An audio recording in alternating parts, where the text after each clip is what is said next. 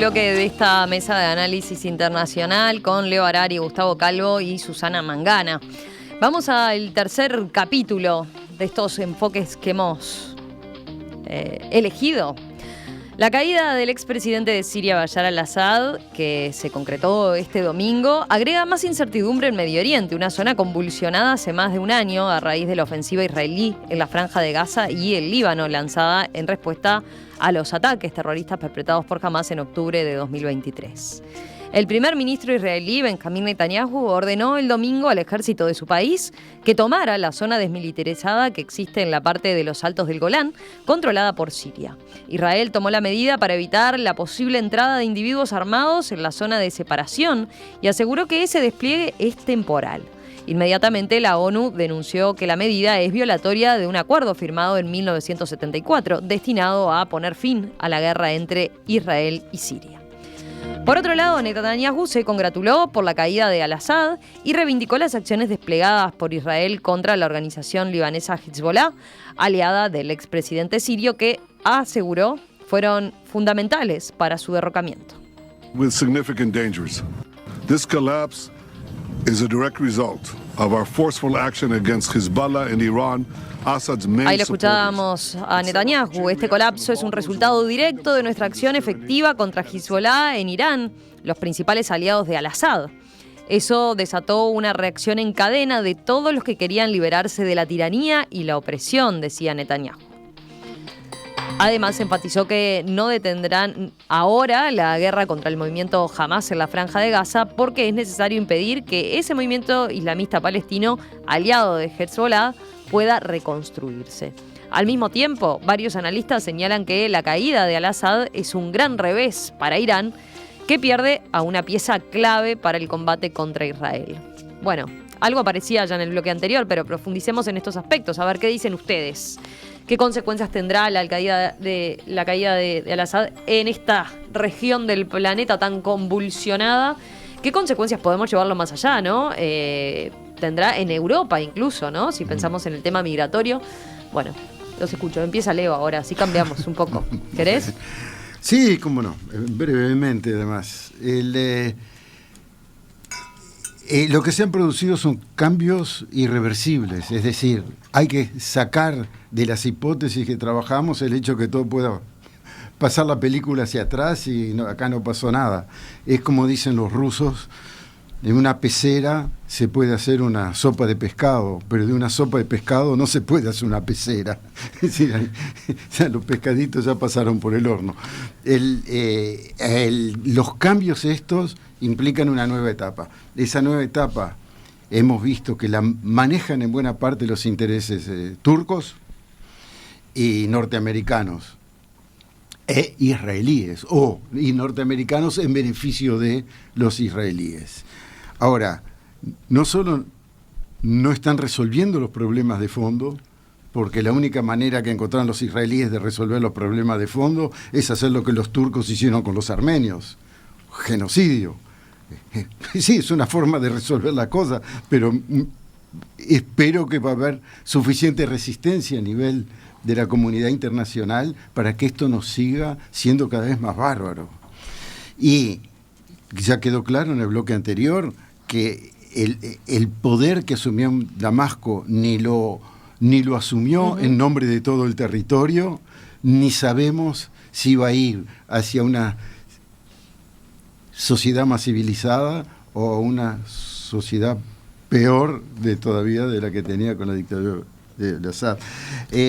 Con respecto a los efectos, hay algunos efectos que pueden ser positivos. Por ejemplo, me hacían notar ayer mi esposa que el problema clave en Europa en estos momentos, que es el costo de la energía, porque le sabotearon los gasoductos, etcétera, todo esto que ya sabemos, se puede empezar a resolver porque hay gas en Qatar disponible para ir a Europa si se puede pasar el gasoducto por Siria hacia los puertos del Mediterráneo, lo que sería una excelente noticia para Europa y para Alemania en particular, cuyas dificultades económicas en buena parte tienen que ver con el costo de la energía. Está, por supuesto, la contracara, que es el asunto de los refugiados. La mayor parte de los refugiados sirios, que es como el 40% de la población, están en los países limítrofes, que ya están Turquía, por otro lado. decían, ¿no? 4 millones, decía Sí, Susana hace un ratito. es enorme. Ahora, están saturados ya de refugiados, porque llevamos más de una década de conflictos intensos. Hay algunos que ya habían empezado a volver, ¿no? O eso aparece, pero Sí. ¿cómo es el saldo? ¿O qué pasará con ese movimiento de refugiados? Es difícil de Eso saber. no podemos saber. Y se suma a todo el problema de migración, que por otro lado es uno de los puntos más grandes de sensibilidad social y de politización del tema en Europa. O sea, esto incrementa la conflictividad, digamos. Desde el punto de vista económico, estamos en una de las zonas que son proveedores de petróleo, o sea que todos los países consumidores de petróleo neto se preocupan. Francia siempre estuvo muy presente en el Medio Oriente, no solo porque tuvo sus protectorados como el Líbano, etcétera, sino porque es un país sin petróleo. Entonces, reacomodos de ese tipo va a haber, pero en mi opinión es secundario frente a los desafíos de los conflictos sangrientos en curso. Es decir, si no miramos tranquilamente Ucrania-Rusia e Israel-Hamás, no vamos a poder ver las cosas claras. Pero si queremos verlas hoy, cuando dentro de un mes tenemos a Trump en los Estados Unidos, puede ser que veamos algo que nunca vaya a suceder, porque él es capaz de mover las cartas de maneras un poco imprevisibles. Y dejo aquí porque si me pongo a hablar de Trump después es difícil pararme. En mi caso, yo me gustaría señalar que en este tema, bueno, en el cortísimo plazo ha habido ganadores y perdedores, que son los que estamos mencionando. Y eso también surte efectos en otros que incluso no participan en esto. Es cierto que esto le pegó de lleno a la línea de flotación del eje de la resistencia, por ejemplo, que tanto se estaba mencionando.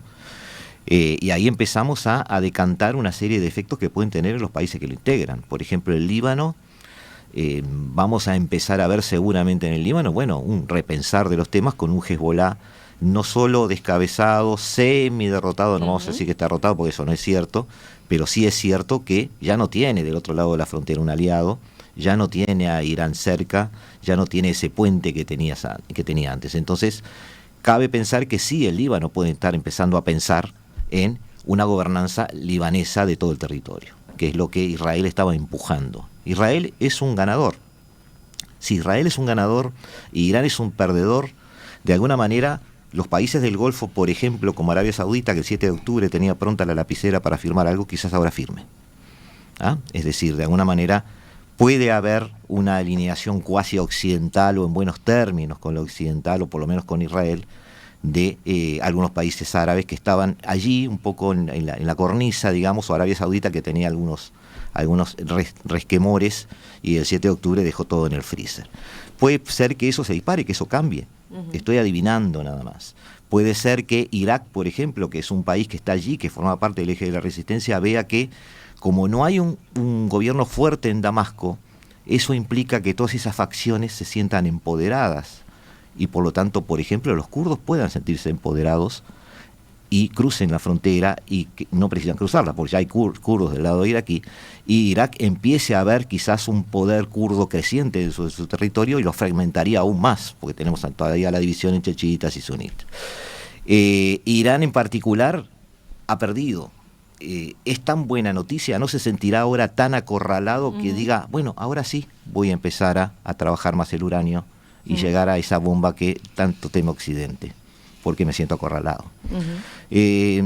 Decía Leo, la frutilla de la torta a donde se va es Irán, y esto estoy totalmente de acuerdo con él. Ahora, me gusta cuando dejamos de ver el árbol, vemos el bosque, dar más pasos atrás porque el bosque parece más grande y empezamos a ver más bosque. Y bueno, detrás de Irán y de la caída o hipotética decadencia, vamos a decirlo así, elegantemente diplomática de Irán, bueno, hay un apoyo ruso que Rusia ya no tiene. Entonces, ¿por qué no empezaremos quizás a leer nuevos diarios del lunes donde nos enteremos de que todo esto empieza a dar una estrategia a mediano y largo plazo donde empieza a caer Irán y Rusia se empieza a ver debilitada? ¿Por qué no? Nos enteraremos quizás sí, quizás no, pero han pasado tantas cosas en la historia de lo que nos enteramos 20 o 30 años después, que puede ser que esto, alguien haya también no solo aprovechado esto para subirse un tanque en Idlib, sino también aprovechado esto para dar una orden desde Washington. Puede pasar. Susana, tus apuntes sobre las consecuencias para la región, para Europa también.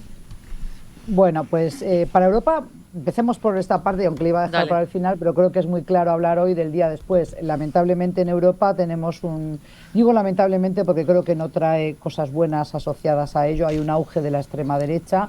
Esto lo sabemos por las elecciones que ha habido una detrás de otra, desde las elecciones europeas hasta, bueno, pues otras que ocurren, o tenemos a Giorgia Meloni también en Italia, un país que había reabierto, de los 27 que integran la Unión Europea, había reabierto hace pocos meses su embajada en Damasco, que había estado cerrada 13 años, pues bueno, o 12 años, la había reabierto ahora porque justamente a los líderes europeos, Romina, les preocupaba y les sigue preocupando más deshacerse, desembarazarse de los refugiados y exiliados sirios que tenemos en Europa, que ver si se están violando o no los derechos humanos en Siria, cosa que no es nueva. Estamos permitiendo la masacre a los palestinos en Gaza, estamos permitiendo que se vulneren todos los derechos de las mujeres y las niñas en Afganistán, pues tampoco íbamos a ser ingenuos y pedir que se respetaran o se pidiera respetar los derechos de los sirios. Ahora bien, esto solo habla del racismo y de la islamofobia que sigue campando a sus anchas en Europa, porque la extrema derecha no entiende, no comprende el Islam, o lo mal comprende,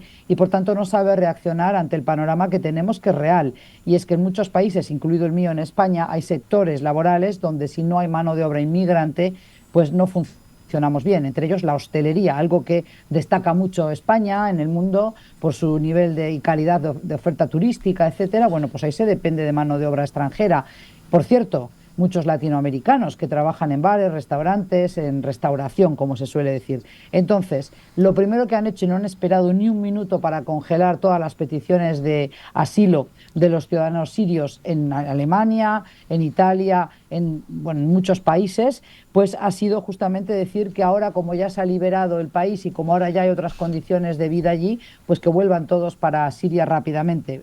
Por suerte, en eso, España ha dicho que no va a cambiar por ahora su política de asilo, pero ciertamente no se ha esperado, ¿no? Y lo que llama la atención, ¿y por qué digo que es racismo puro y duro? Porque no se revela la situación de otros refugiados en Europa, esto Leo lo sabe muy bien. Nadie se plantea si las ucranianas que vinieron aquí cuando empezó la guerra con Rusia tienen que volver a su país para acompañar los esfuerzos bélicos del país, por ejemplo.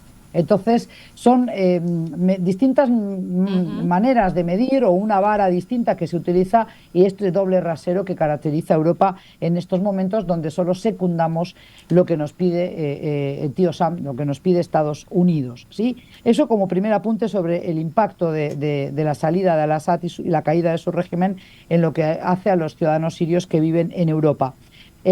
Por otro lado, tenemos a Turquía como el gran ganador por ahora, o uno de los grandes ganadores. Tenemos que entender que Erdogan es de un partido islamista, Justicia y Desarrollo, entonces, o Justicia y Caridad, ¿no? Ya se me pierden las Justicia y Desarrollo, Justicia y Caridad, creo que era.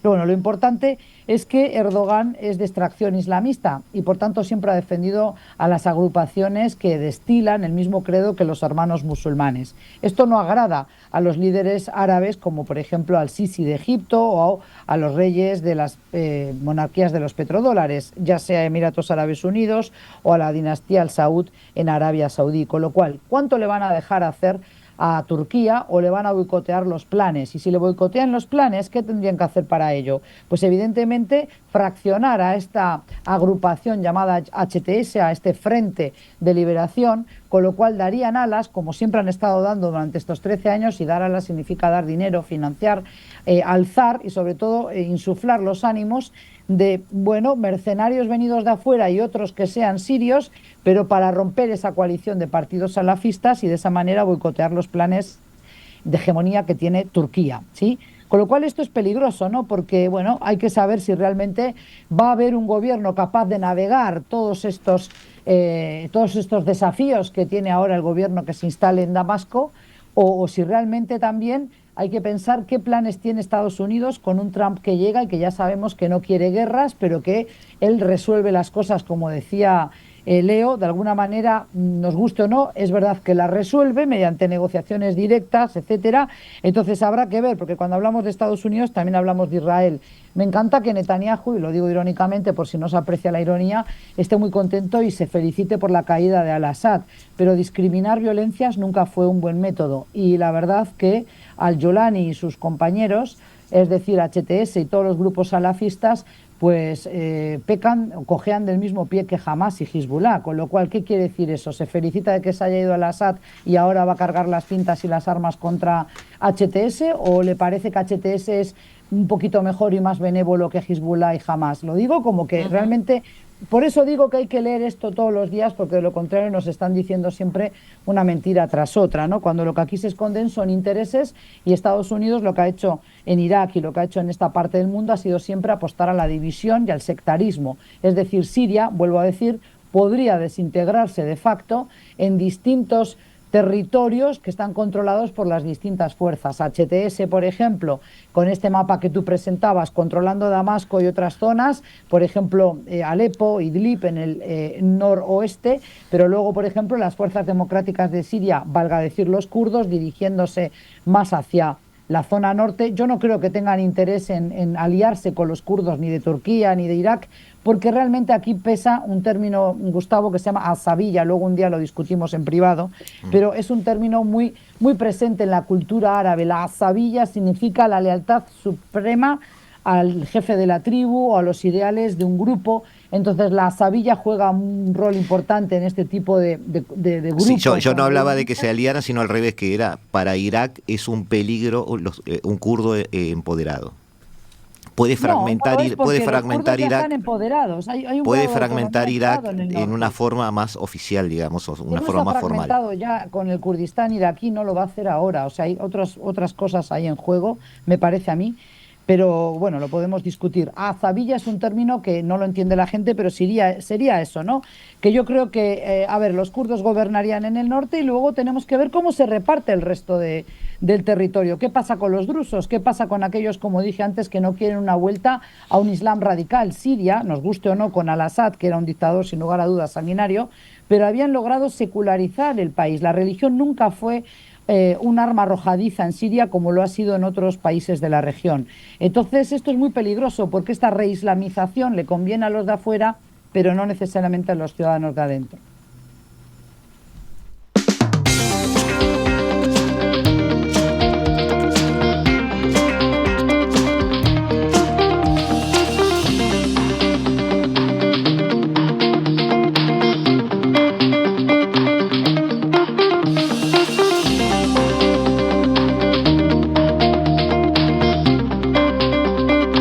Te quedaba un breve comentario, hace un apunte ahí por lo menos. No, sí, que a veces poniendo más elementos en vez de complicarse simplifica. De acuerdo con lo que se venía diciendo y sobre todo el hecho de que puede ser que los mapas se rehagan todos, porque todos estos mapas son recientes. Los pueblos que habitan esa zona son ancestrales, pero los estados han sido diseñados por los protectorados, en particular británico y francés, después de la caída del imperio, o sea, son coletazos todavía de la caída del imperio. Pero lo que quería decir es lo siguiente: estamos hablando y tenemos mapa, es decir, territorio, y después decimos, porque Irán, porque Estados Unidos, porque Israel, es decir, estamos mencionando los estados. Pero los estados son instituciones. ¿Quiénes manejan esos estados? Es fundamental. Es decir, no es lo mismo decir Netanyahu que decir Israel. No es lo mismo. Israel no es Netanyahu. Y lo mismo vale para Irán y Siria y etcétera. Y la otra cosa son los pueblos. Y los pueblos tienen sus historias, sus religiones, sus tradiciones, sus creencias, sus lealtades. Esas son las fuerzas profundas de la historia. Y si queremos realmente, si nos apasiona el tema y tenemos ganas de ir a fondo, hay que olvidarse un poquito de que en 1974 no existía Siria como la conocemos hoy, y después quisieron hacer una unidad con Egipto, hicieron otro país, a pesar de que están lejos geográficamente. Es decir, todo eso es ruido en comparación a las fuerzas grandes que hay, y las fuerzas grandes que hay están en la gente. Los presidentes, los dictadores pasan, los pueblos quedan, a veces los desplazan de un lado para otro, tienen que irse, pero quieren volver. Son elementos necesarios para comprender hacia dónde vamos realmente. Leo Harari, Susana Mangana, Gustavo Calvo, gracias a los tres, Ha sido un gustazo y nos reencontramos próximamente. Va a seguir este tema ahí latente y arriba de la mesa, así que en cualquier momento los volvemos a convocar, ¿sí? Gracias por la invitación. Un abrazo, Susana, a la distancia. Un abrazo para todos. Saludos, Leo y Gustavo. Chao, chao, Romina. Chao, chao, chao.